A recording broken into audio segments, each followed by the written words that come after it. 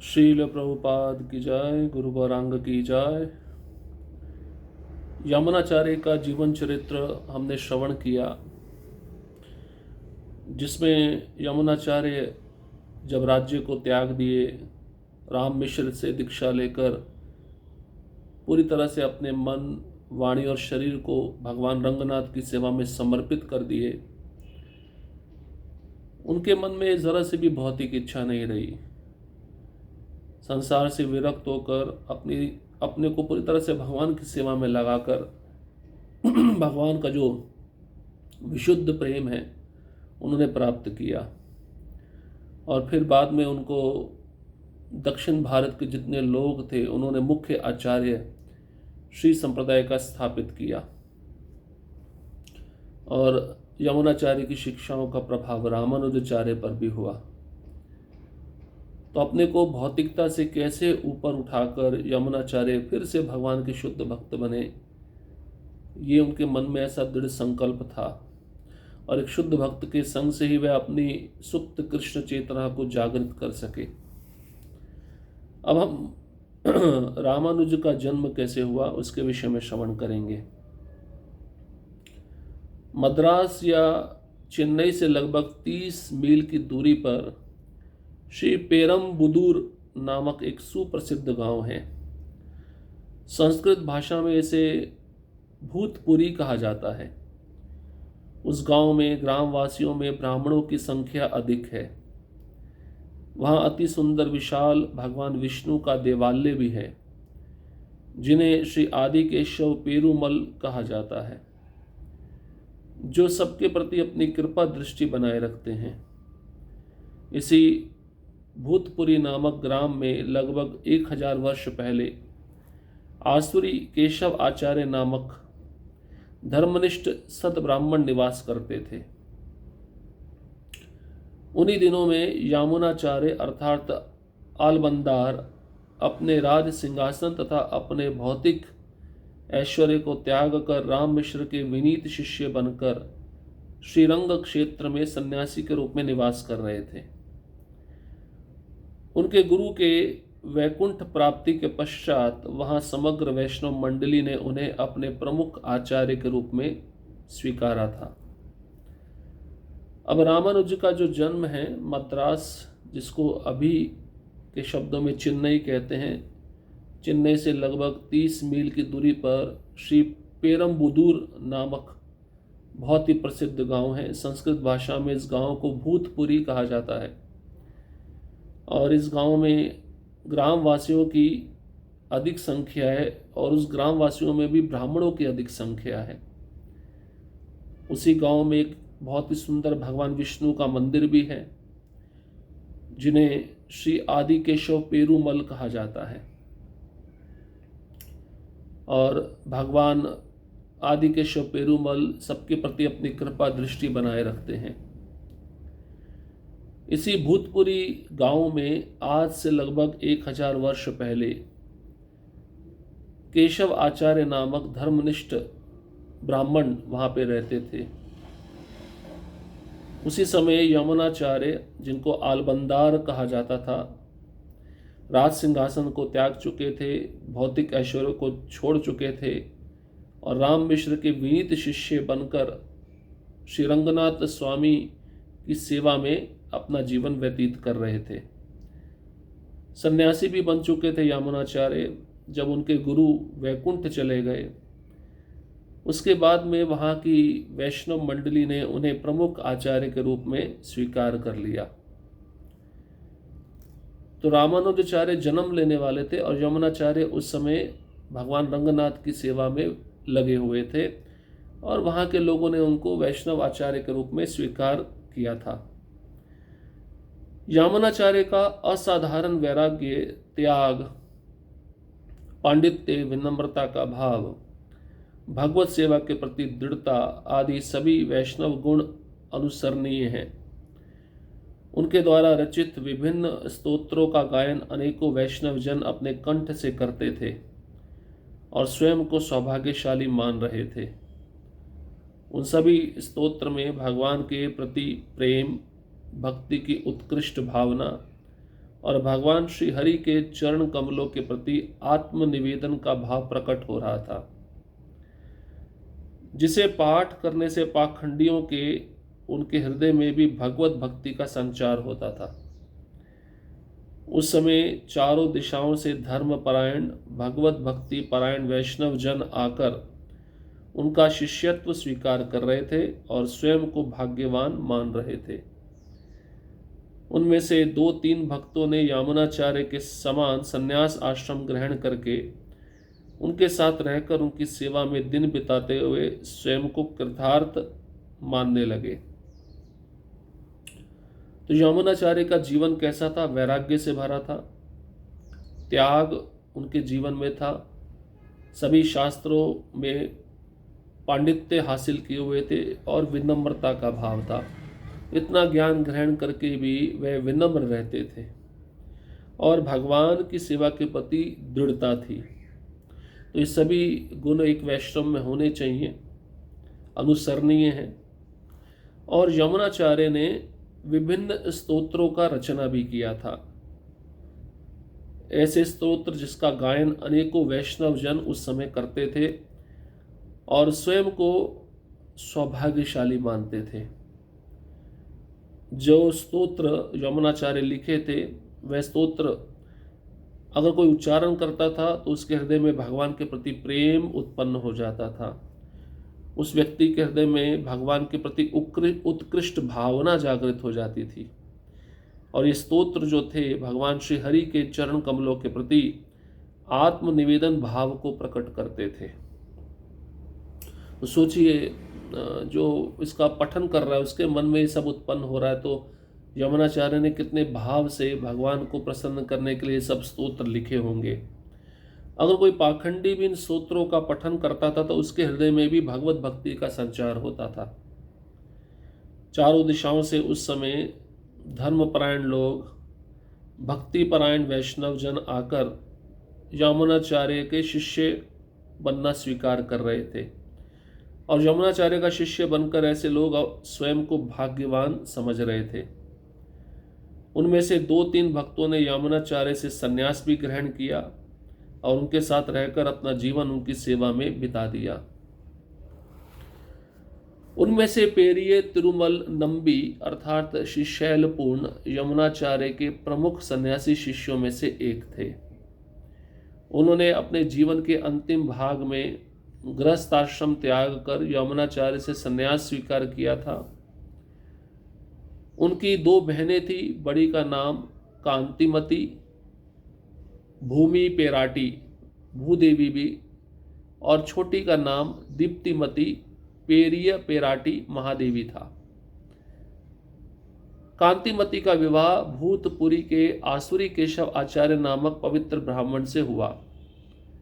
वे 5 प्रकार के यज्ञ नित्य रूप से किया करते थे और उसके विशेषज्ञ होने के कारण उन्हें सर्वक्रतु के नाम से भी जाना जाता था। महादेवी या दीप्तिमती का विवाह मधुर मंगलम ग्राम के निवासी कमल नयन भट्ट के साथ हुआ था। अपनी दोनों बहनों का विवाह हो जाने के पश्चात श्री शैलपूर्ण परम भगवान के ध्यान में निमग्न हुए और अंततः अपने गुरु यामुनाचार्य के समान वे भी वृद्धावस्था में श्रीरंगम में निवास करने लगे। अब यहाँ से कथा प्रारंभ होती है। जो 2 शिष्य यमुनाचार्य से संन्यास ग्रहण किए थे उनमें से श्री शैलपूर्ण ये यमुनाचार्य के प्रमुख सन्यासी शिष्यों में से एक थे और श्री शैलपूर्ण अपने जीवन के अंतिम भाग में गृहस्थ आश्रम को छोड़कर यमुनाचार्य से संन्यास स्वीकार कर लिए थे। श्री शैलपूर्ण की 2 बहनें थीं जिनका नाम था कांतिमती, बड़ी बहन का नाम कांतिमती और छोटी बहन का नाम दीप्तिमती। तो कांतिमती का विवाह भूतपुरी के आसुरी केशव आचार्य नामक पवित्र ब्राह्मण से हुआ। ये ब्राह्मण जो हमने शुरुआत में सुना भूतपुरी गांव में रहते थे, इनका नाम आसुरी केशव आचार्य था, पवित्र थे, ब्राह्मण जाति से थे। तो कांतिमती का विवाह आसुरी केशव आचार्य नामक ब्राह्मण से हुआ, जो बड़ी बहन थी, और वे 5 प्रकार के यज्ञ नित्य रूप से किया करते थे। कौन? आसुरी केशवाचार्य। और 5 प्रकार के यज्ञों में विशेषज्ञ प्राप्त होने के कारण उनको सर्वक्रतु नाम से भी जाना जाता था। और उनकी जो छोटी बहन थी जिसका नाम था दीप्तिमती, उसका विवाह मधुर मंगलम गांव के निवासी कमलनयन भट्ट के साथ हुआ। अपनी दोनों बहनों का विवाह हो जाने के बाद श्री शैलपूर्ण परम भगवान के ध्यान में या उनकी भक्ति में निमग्न हो गए, और अपने गुरु यामुनाचार्य के समान उन्होंने भी वृद्धावस्था में श्रीरंगम में निवास किया। अब श्री पार्थ सारथी मंदिर में प्रार्थना। आसुरी केशव आचार्य ने भूतपुरी में कई वर्ष सुखपूर्वक बिताए, परंतु उनकी कोई संतान न होने के कारण केशव आचार्य का मन व्याकुल हो गया। उन्होंने परम भगवान को प्रसन्न करने हेतु एक यज्ञ करने का निर्णय लिया, और उस यज्ञ के माध्यम से एक पुत्र को उपहार के रूप में प्राप्त करने की प्रार्थना भगवान के श्री चरणों में की। इस इच्छा की पूर्ति के लिए उन्होंने अपनी पत्नी के साथ समुद्र तट पर स्थित श्री पार्थ सारथी मंदिर में जाकर भगवान के सामने अपनी मनोकामना व्यक्त की। वहां उन्होंने एक यज्ञ किया और भगवान से कृपा की याचना करते हुए एक पुत्र को आशीर्वाद के रूप में मांगा। यज्ञ की पूर्ति होने के पश्चात उस रात्रि में भगवान श्री पार्थ सारथी आसुरी केशव आचार्य के स्वप्न में ही उन्हें संबोधित करते हुए कहने लगे, सर्वकृतु, मैं आपके भक्ति, सदाचार और सेवा निष्ठा से अति प्रसन्न हूं। तुम चिंतित मत होना, मैं तुम्हारे पुत्र के रूप में जन्म ग्रहण करूंगा। अब तुम अपनी पत्नी के संग घर लौट जाओ, मैं आपकी मनोकामना पूर्ण करूंगा। इसके पश्चात लगभग 1 वर्ष बीतने पर कांतिमती ने एक बालक को जन्म दिया, जिसके शरीर पर सभी शुभ चिन्ह दिख रहे थे। वह बालक 1017 ईस्वी सन में प्रकट हुआ। यही वह बालक था जो बड़ा होकर भगवान नारायण के महान भक्त श्रीपाद रामानुजाचार्य के रूप में संपूर्ण विश्व में प्रसिद्ध हुए। वह बाल सूर्य के समान अज्ञान के अंधकार को दूर करते हुए सभी लोगों के समक्ष उदित हो गए। लगभग उसी समय उनकी छोटी बहन दीप्तिमती ने भी एक पुत्र को जन्म दिया। अपने दोनों भांजों को देखने की इच्छा से श्री शैलपूर्ण उनसे मिलने आए। उन्होंने कांतिमती के पुत्र के शरीर के सभी अंगों को देखकर चकित होते हुए उस बालक को रामानुज नाम प्रदान किया, जिसका अर्थ है राम के छोटे भाई लक्ष्मण। दीप्तिमती के पुत्र का नाम उन्होंने गोविंद रखा। दोनों शिशुओं को 4 महीने के हो जाने पर माताओं ने उन्हें बाहर लाकर सूर्य का दर्शन कराया। बाद में यथा समय उन दोनों बालकों के अन्नप्राशन, कर्णवेद, चूड़ाकरण, विद्यारंभ तथा उपनयन आदि संस्कार यथोचित संपन्न हुए। बाल्यकाल से ही रामानुज ने अपने असाधारण शक्ति और वैभव का परिचय दिया। जैसे जैसे रामानुज बड़े हुए, उनकी बुद्धि की प्रतिभा शीघ्र ही स्पष्ट होने लगी। जब उन्होंने पाठशाला जाना शुरू किया तो उन्हें केवल एक बार श्रवण करने से उनको जो कुछ सिखाया गया था वह सरलता से याद रह जाता। इसी कारण वह सभी शिक्षकों के अति प्रिय थे। वह न केवल एक मेधावी विद्वान थे, बल्कि वे अपने विनम्र स्वभाव के असाधारण बालक थे। अब जो आसुरी केशव आचार्य थे, जिनका विवाह शैलपूर्ण की बड़ी बहन कांतिमती के साथ हुआ था, ये अपना जीवन भूतपुरी नामक गांव में सुखपूर्वक बिता रहे थे। अब दोनों की कोई संतान नहीं हुई थी। तो केशव आचार्य का मन व्याकुल हो गया, कोई संतान होनी चाहिए। तो उनके मन में विचार आया, परम भगवान को प्रसन्न करने के लिए मैं एक यज्ञ करूंगा और उस यज्ञ के माध्यम से एक पुत्र को उपहार के रूप में मैं भगवान से प्रार्थना करके प्राप्त करूंगा। तो प्रार्थना उन्होंने भगवान के श्री चरणों में की और इच्छा थी पुत्र की प्राप्ति। इस इच्छा की पूर्ति के लिए उन्होंने अपनी पत्नी के साथ समुद्र के तट पर स्थित श्री पार्थ सारथी मंदिर में जाकर भगवान के सामने अपनी मनोकामना व्यक्त की। पार्थ सारथी मतलब भगवान कृष्ण, पार्थ मतलब अर्जुन, उनके सारथी उनके रथ को हाँकने वाले कृष्ण, तो कृष्ण का एक नाम हुआ पार्थ सारथी। तो उसी समुद्र के तट पर पार्थसारथी मंदिर में केशव आचार्य ने यज्ञ किया और भगवान से कृपा की याचना करते हुए एक पुत्र को आशीर्वाद के रूप में मांगा कि हे भगवान, मुझे एक पुत्र प्रदान कीजिए। यज्ञ पूरा होने के बाद उसी रात में भगवान श्री पार्थसारथी केशव आचार्य के सपने में आए और भगवान ने उनसे कहा, सर्वक्रतु, क्योंकि उनका एक नाम सर्वक्रतु भी था, आपके भक्ति सदाचार और सेवा निष्ठा से मैं बहुत प्रसन्न हूँ। आप चिंतित मत होइए, मैं आपके पुत्र के रूप में जन्म अवश्य लूँगा। अब तुम अपनी पत्नी के साथ अपने घर लौट जाओ, तुम्हारी सभी मनोकामना पूर्ण होगी। तो ये भगवान ने जब शब्द कहे तो इसके पश्चात लगभग 1 वर्ष बीतने पर कांतिमती ने एक बालक को जन्म दिया जिसके शरीर पर जन्म से ही शुभ चिन्ह दिख रहे थे। और ये बालक और कोई नहीं, यही बालक श्री रामानुजाचार्य थे। इनका जन्म 1017 ईस्वी सन में हुआ था। तो अभी 2025 चल रहा है, तो लगभग 1008 वर्ष पूर्व। और ये बालक भगवान नारायण का महान भक्त श्रीपाद रामानुजाचार्य के नाम से पूरे विश्व में प्रसिद्ध हुए। ये जो बालक था सूर्य के समान अज्ञान के अंधकार को दूर करने में समर्थ था और सभी लोगों के समक्ष ऐसा सूर्य उदित हुआ था। और उसी समय शैलपूर्ण की जो छोटी बहन है दीप्तिमती, उन्होंने भी एक पुत्र को जन्म दिया। तो दोनों भांजों को देखने के लिए श्री शैलपूर्ण अपनी बहनों से मिलने के लिए आए। उन्होंने कांतिमती के पुत्र के शरीर में, उनके पुत्र के शरीर में सभी अंगों को जब देखा तो चकित हो गए।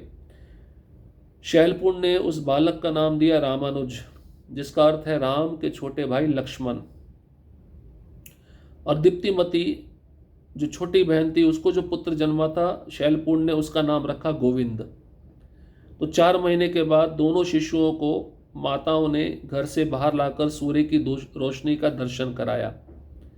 बाद में उन बालकों का अन्नप्राशन हुआ, कर्णवेद हुआ, कान के छेद कराए गए, चूड़ाकरण संस्कार कराया गया, विद्या आरंभ कराई गई और उनको उपनयन संस्कार में यथोचित संपन्न कराया गया। अब बचपन से ही रामानुज बड़े मेधावी थे, उनके अंदर असाधारण शक्ति थी। उन्होंने बचपन से ही अपना वैभव का परिचय दिया। रामानुज जैसे जैसे बड़े होते गए, उनकी बुद्धि की प्रतिभा भी शीघ्र सबके सामने स्पष्ट होने लगी। जब उन्होंने पाठशाला जाना शुरू किया तो एक बार अपने गुरु से श्रवण करते थे और जो कुछ सिखाया जाता था उसको सरलता से याद कर लेते थे, कभी भूलते नहीं थे। और इसी कारण से सभी शिक्षकों के वे अति प्रिय बन गए। केवल रामानुज एक मेधावी विद्वान नहीं थे, बल्कि वे विनम्र स्वभाव के असाधारण बालक थे। बुद्धि तो कुशाग्र थी ही, मेधावी विद्वान भी थे, लेकिन साथ ही साथ विनम्र स्वभाव भी था। तो इस तरह से रामानुज का जन्म हुआ। अब रामानुज बढ़ते जाएंगे और उनका कैसा जीवन चरित्र होता है तो अगले सत्र में उनका भेंट कांचीपूर्ण नामक भक्त से होगा, जो दक्षिण भारत में वरदराज भगवान की सेवा करते हैं। तो कांचीपुर्ण के साथ रामानुज का कैसा व्यवहार था, इसको हम अगले सत्र में सुनेंगे। हरे कृष्णा कृष्ण कृष्णा हरे हरे, हरे राम राम राम हरे हरे। श्रील प्रभुपाद की जय, गुरु गौरांग की जय।